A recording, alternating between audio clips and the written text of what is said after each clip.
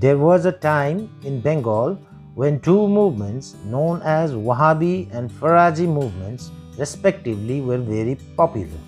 Though these movements began as religious movements, in course of time they took the shape of social and political movements. In the 18th century in Arabia, a person named Abdul Wahab tried to reform Islam by the ways or manners shown by Prophet Muhammad. He tried to remove the popular superstitions within the religion in Arab. The community under his religion was known as Wahhabi and the reformed religion was known as Wahhabism. Wahhabi movement in India started in the early part of the 19th century.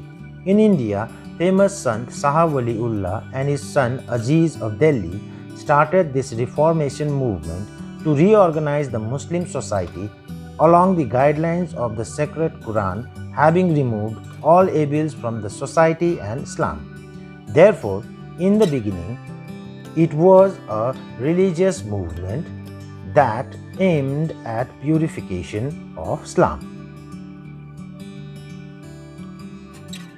The real name of the Wahhabi movement was Tariq-e-Muhammadiyya, which means the path as shown by the Muhammad. It was true that Shah Waliullah started this movement in India, but the real founder was Sayyid Ahmad, an inhabitant of Rai Bareilly in Uttar Pradesh. He called the British-occupied India Darul Harb, a country of enemies, and called upon his followers to start a crusade against the British to drive them away from India. Though it was mainly a movement against the British, the Wahhabis got involved in the war against the Sikhs of Punjab. In the Battle of Balakot against the Sikhs, Sayyid Ahmad was defeated and killed in 1831. Wahhabi movement was successfully carried to Bengal by Mir Nisar Ali, popularly known as Titumir of North Chobis Parganas. He was acquainted with Sayyid Ahmad at the age of 39 in Makkah during Hajj and became a follower of Wahhabism. Titumir was a great organizer. He set up a large organization with the poor Muslims who were tortured and inflicted by the Jamindars, indigo planters and landlords. Even many tortured Hindus joined his organization. He started a severe movement in Chobis Pargana, Nadia, Jessore, Dhaka, Malda, etc. Titumir came in direct conflict with the British government through his movement against the Jamindars and the indigo planters.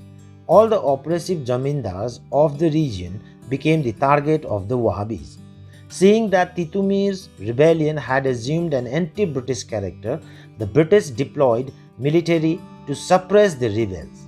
The British were particularly scared at the defiance of the land reforms that had been introduced by them in 1793. However, Titumir with his 600 followers hurriedly built a fortress with bamboo and mud. This was the famous Banser Kila bamboo fortress constructed at Narkhelberia, present Basirhat of the district of North Chobis Pargana, West Bengal.